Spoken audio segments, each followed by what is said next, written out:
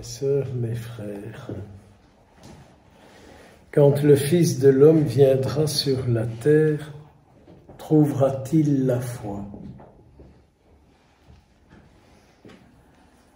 Moi, j'ai envie de lui dire, tu trouveras la foi que j'aurai déposée par la grâce que tu m'auras faite. Nous voici, Seigneur, et voici la Légion de Marie, qui a pour tout désir donné vie à la foi, là où nous habitons sur cette terre. Donc, sans ta grâce, sans tes lumières, sans ton aide, nous ne pourrons rien faire. Alors, Seigneur, viens, et tu trouveras à travers notre offrande la foi que tu souhaites voir sur la terre. Dites-lui, répétez-lui, aujourd'hui, demain, après-demain. Tu veux voir la foi dans ma famille? J'y mettrai celle que tu me permettras d'y mettre. Il ne faut pas se lamenter sur nos échecs. Nous devons nous lamenter sur notre peu de foi personnelle. En entendant cette parole, je ne pouvais m'empêcher de repenser à mon fondateur.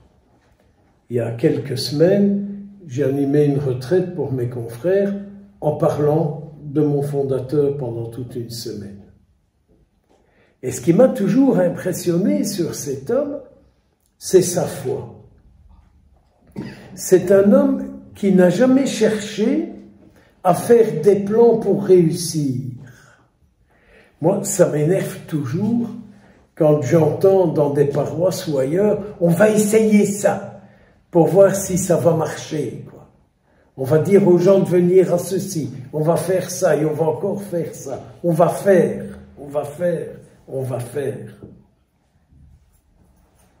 Mais on oublie de faire ce qu'il faut pour rendre la foi des croyants plus grande et plus forte. Or, l'intensité de votre foi est le résultat de votre fréquentation avec Jésus. Mon fondateur, qui avait dû s'exiler pour ne pas se faire décapiter en Espagne, dit dans ses écrits: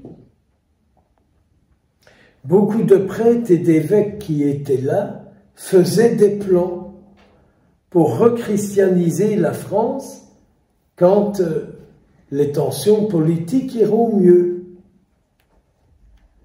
Et il dit, moi je ne sais pas pourquoi, mais je n'ai jamais su rentrer dans tous ces plans-là. Mais je suis toujours resté auprès de la Sainte Vierge en lui disant, comme toi, que tout se passe pour moi selon la parole du Seigneur. Et partant de là, il nous a tellement parlé, enfin pas moi parce que je ne l'ai pas connu, mais aux premiers frères, donc au début 1800, fin 1700, combien il leur a parlé de l'importance de la foi. La foi me donne d'agir comme le Seigneur le souhaite. Ma foi m'amène à parler comme le Seigneur voudrait que les gens entendent telle ou telle chose. La base, c'est pas l'intelligence, c'est pas les techniques, c'est pas les ficelles, c'est pas les trucs, c'est la foi. Quand le Fils de l'homme viendra, est-ce qu'il trouvera la foi sur la terre? Oui, Seigneur, tu trouveras celle que tu me permettras de mettre avec ta grâce, par ta grâce, par toi, uniquement par toi. N'est-ce pas ce que nous disons à chaque célébration de l'Eucharistie? Par lui, avec lui et en lui. Alors on comprend que dans l'oraison d'entrée, nous avons demandé au Seigneur d'exaucer la prière de la Sainte Vierge pour nous, Qu'est-ce qu'elle est occupée maintenant, à 11 heures un peu plus? Qu'est-ce qu'elle est occupée de faire au ciel pour vous et pour moi? Si ce n'est de dire, il faut que leur âme soit en bonne santé.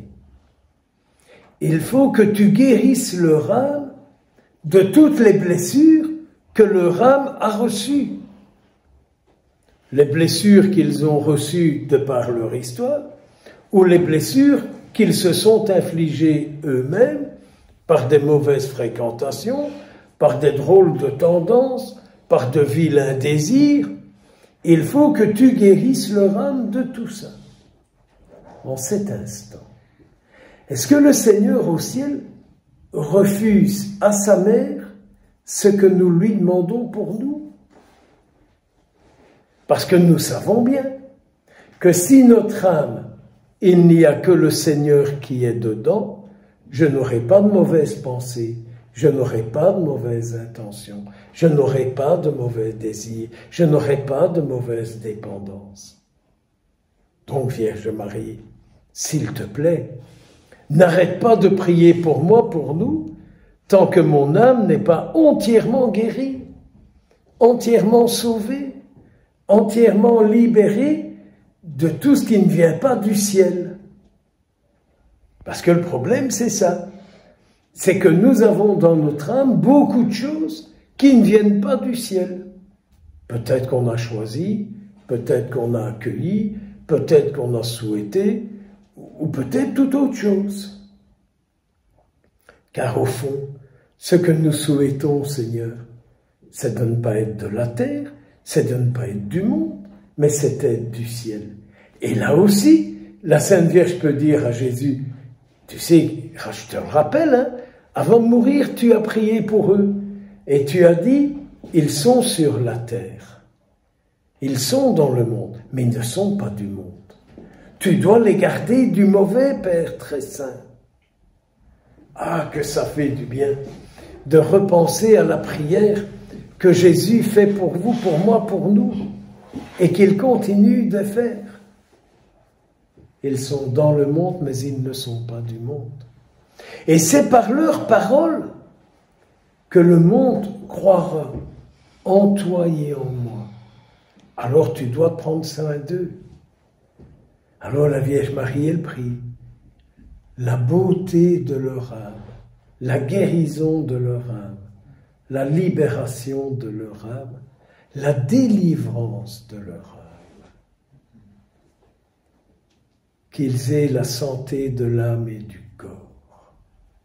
Car il n'y a quand même rien de pire que lorsque les gens vous disent « Vous pouvez bien être croyant et avoir telle difficulté. » On se demande vraiment si le Seigneur existe, hein, quand on voit les souffrances que vous avez, hein, et la foi qui est la vôtre. Hein. Je n'oublierai jamais que la sœur aînée de mon père a dit devant ma mère, alors que maman avait fait une thrombose et qu'elle était à moitié paralysée, qu'elle ne savait plus parler, plus bouger, plus rien faire, avec une moquerie épouvantable. Elle disait, elle peut bien avoir un fils prêtre à être dans un état pareil. Hein. Vous voyez comme on peut parfois avoir de drôles de paroles, quoi. Des drôles de paroles qui peuvent faire beaucoup de mal. Alors je ne sais pas si maman comprenait encore, mais je me dis si elle a compris. Quelle méchanceté que sa belle-sœur.